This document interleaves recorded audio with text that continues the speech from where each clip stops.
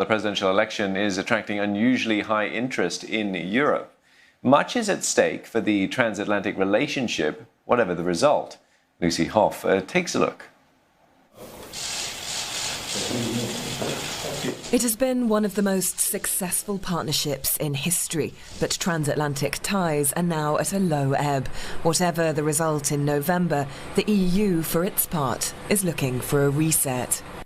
We might not always agree with recent decisions of the White House, but we will always cherish the transatlantic alliance. So what may happen later this year, we are ready to build a new transatlantic agenda. Since 2016, there have been clashes with the US over defense spending, tariffs, and President Trump's unilateral decision to withdraw from both the Iran nuclear deal and the Paris Climate Accord. The two sides for now appear ideologically adrift. With Mr. Trump, you have a different approach to things that's much more nationalistic in a way that doesn't leave as much space for the alliance. His threats on trade, I think, again, have surprised people here.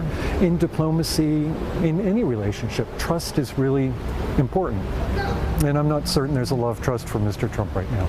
Others in Brussels see some areas of future cooperation during a potential Trump second term on China, 5G and security. There's no doubt that a Joe Biden administration would see an improvement in transatlantic ties. The two sides are aligned on multilateralism and climate change, with Joe Biden vowing to rejoin the Paris Climate Accord on day one of his administration, as well as holding a world summit on carbon emissions. He's also said he'll rejoin the Iran nuclear deal. But the lack of trust in the last 4 years means that any significant improvement in the short term could prove a challenge. There could still be disagreements on China, trade and defense spending. Joe Biden shares some of Trump's concerns that the US is overburdened in the Middle East and has called for NATO reform. But analysts say the political DNA of the Democratic nominee would re-energize diplomatic ties. A Biden administration is going to want to rebuild relations across the world. It's going to be an internationalist administration.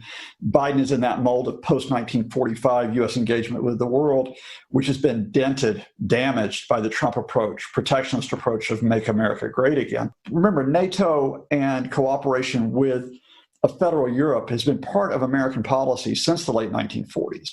The real test is likely to be China. For both Biden and Trump, handling Beijing will be a foreign policy priority, and Europe an uncertain ally. Europe is looking for autonomy on the global stage, having lost trust in US global leadership.